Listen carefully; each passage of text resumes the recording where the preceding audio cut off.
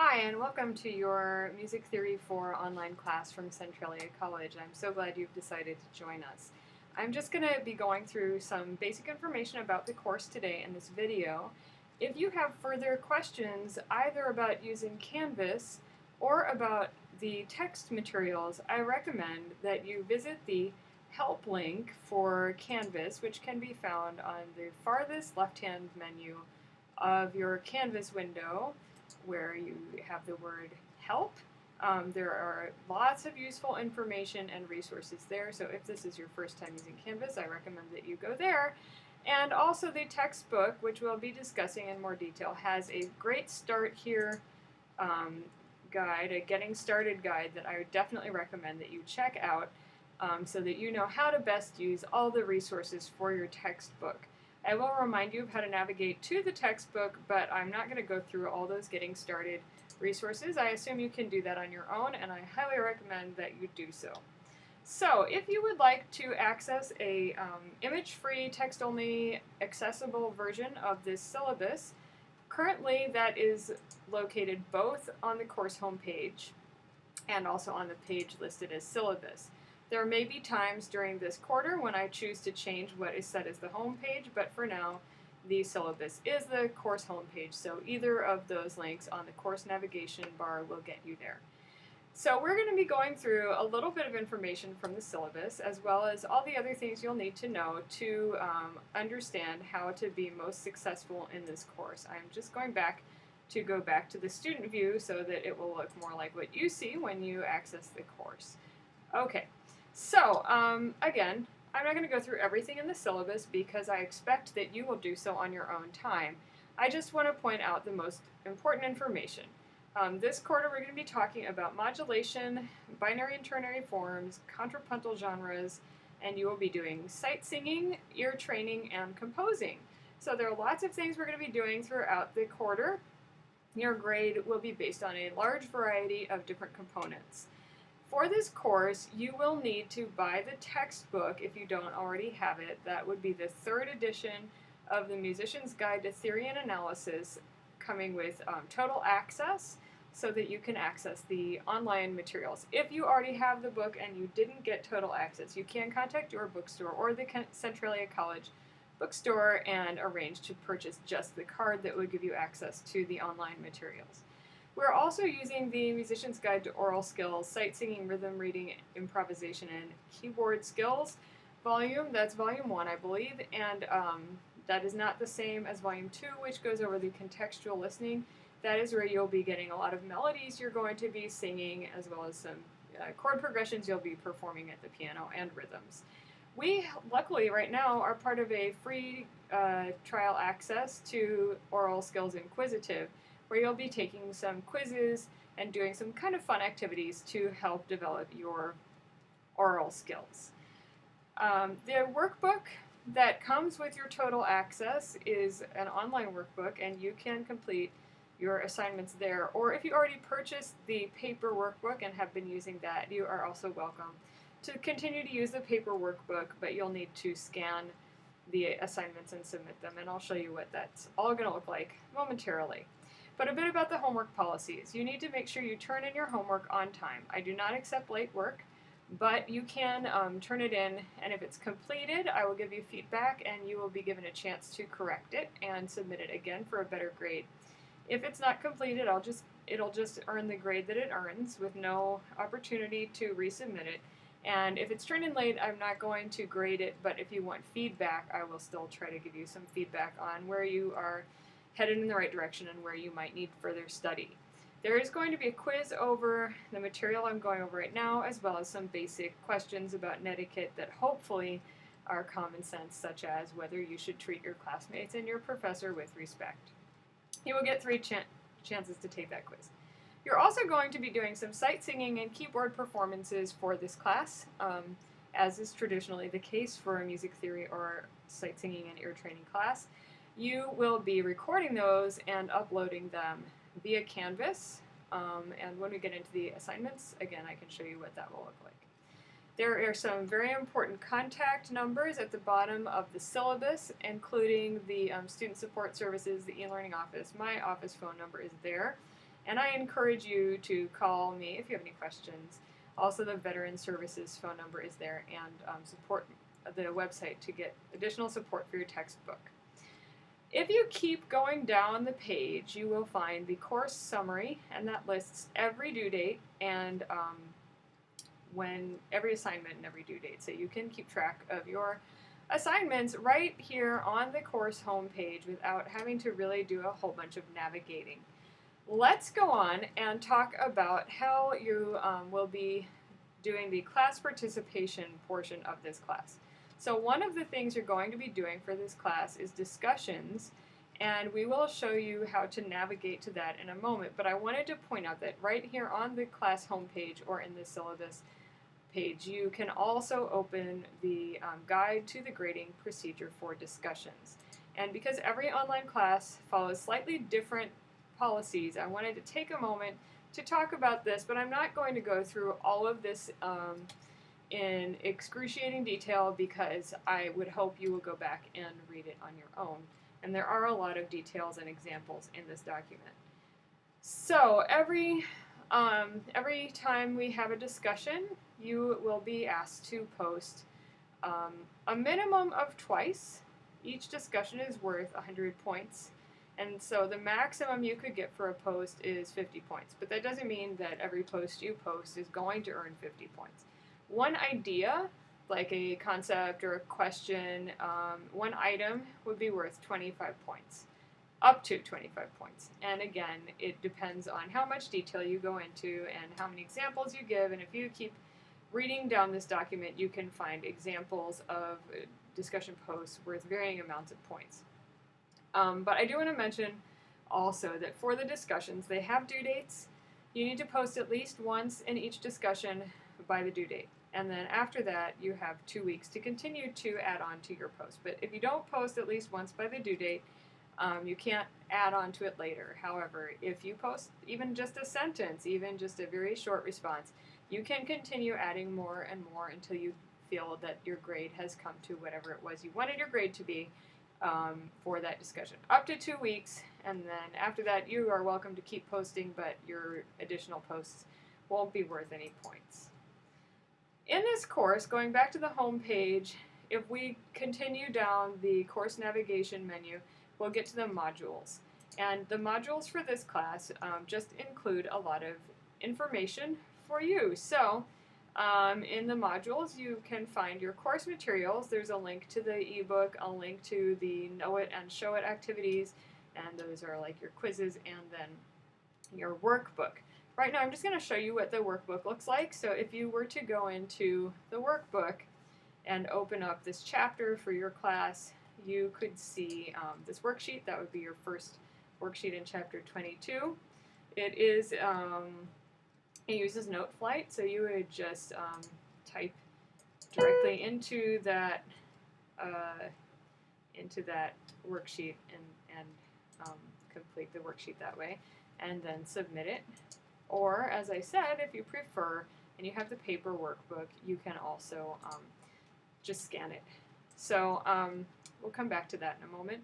But again, I encourage you to go through the Getting Started link so that you know exactly how all of that works. Other than that, in the modules, we have several videos for each chapter. Most of these videos have a video, or most of these chapters have a video that I made for you, and then several other videos by other people. I would encourage you to try to use the videos that are in the modules rather than doing a bunch of searches on YouTube, because there's a lot of misleading and confusing information, and I have taken the time to really carefully compile these lists of videos for you. We also have quizzes, but to be honest with you, you can access the quizzes either this way, or remember, if we went back to the home page, we can just access everything that you have to do for the quarter by just simply being on the home page and navigating down to the bottom of the page where the course summary is located. And then here you can see all of your assignments and your quizzes. So the quizzes, we have a shortcut here. If you want to go directly to the quizzes, that's just on the course navigation menu, but otherwise you could just access that same information from the course homepage. I don't tend to use a lot of announcements, but I may from time to time post an announcement. And then the course discussions can be accessed by clicking on discussions. And you'll see that there are multiple discussions, not exactly one per week, approximately one per week, but they are grouped by chapter, so whichever chapter of the book we're covering. Now, very important for a lot of people, your grades. You can access your grades via Canvas, and not only that, but what's kind of cool is you can also test out different grades. So a lot of times I get to the end of the quarter and students want to know what their maximum grade could be depending on how they do for the rest of the quarter, or what if they fail the final, or they have lots of questions like that. So if you want to test out different grades, you can just type in grades that you think you might get, and as you see over in the total over on the far right, you would then have access to what your new total would be if those were your real grades. That will not change your actual grade that I will be seeing in my grade book. It just gives you a sense of how you could do based on how you think you're going to do on future assignments. And then, of course, you can revert to your actual score to see how that compares to how you're really doing in the class. So that's a great resource for you to have so that you can keep track of how you're doing and how you could do in the future. You also have a list of the people in the class under People, and the files that we're using can be located through the files if you want to go there directly, but those are also linked throughout modules and other places where relevant, such as the assignments. We have a link to our college library, and then the last couple of things. We have some Panopto recordings. I don't think there are any in here right now, but during the quarter I will probably be recording some of our face-to-face class time, so that if you'd like to go in and watch what went on campus in class, you may do so. If you prefer to video conference with the class, you can also request that I set up a conference. Our class is going to meet on campus Monday through Friday at 2 p.m. So we have a section of this class that will be meeting Monday through Friday at 2 p.m. And if you would like to conference in and be a part of our in-person discussion for one day, you would just send me a message and let me know. So how would you send me a message? Well, you would go on your Canvas menu to your inbox. And once you opened your inbox, you would be able to see a list of, you could just go to compose a message, and then you'd see a list of all of your classes that you were taking. And from there you could select people if there were any people. This is just a practice class, so there's nobody actually in it, but you could see all the people who were in the class and select who you wanted to contact and say you wanted to conference.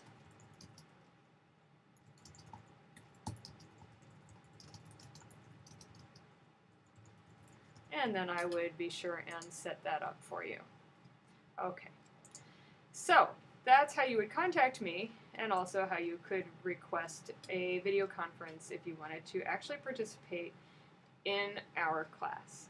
Now, I quickly want to go through a few of the assignments to show you what those are going to look like. Let's start with this first assignment you're going to have to do. If you open the assignment, you have just the name of the assignment here. Let's see, but most of the others I think should be set up a little differently.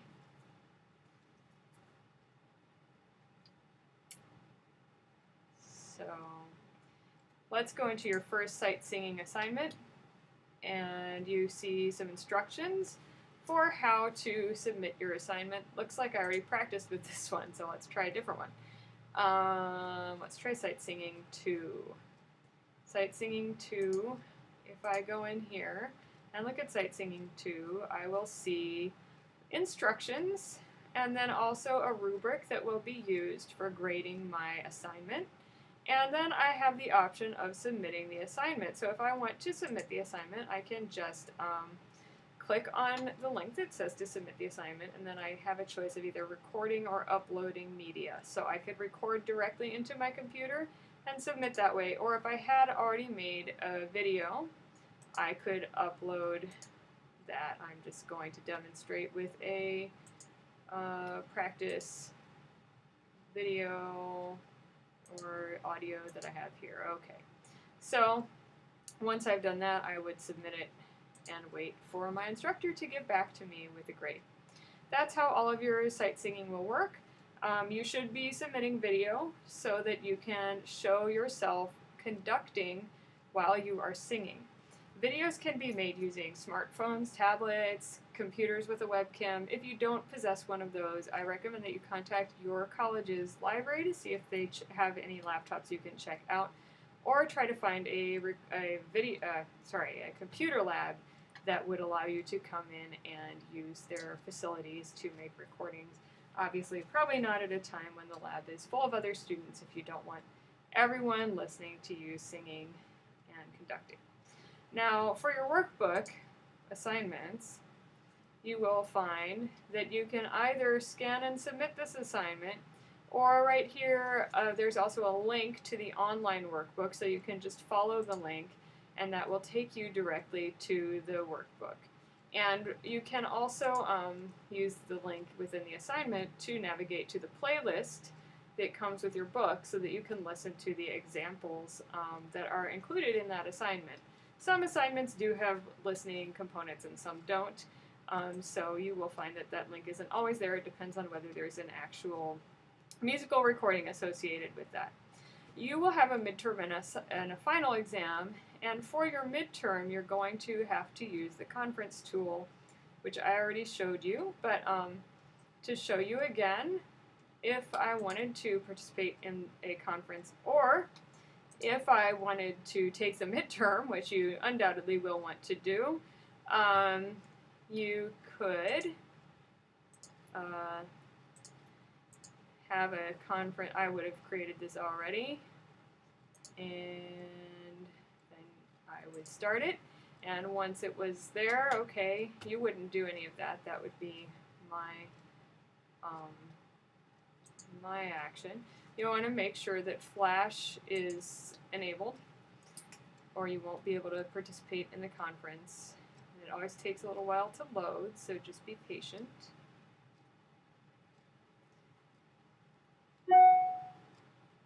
And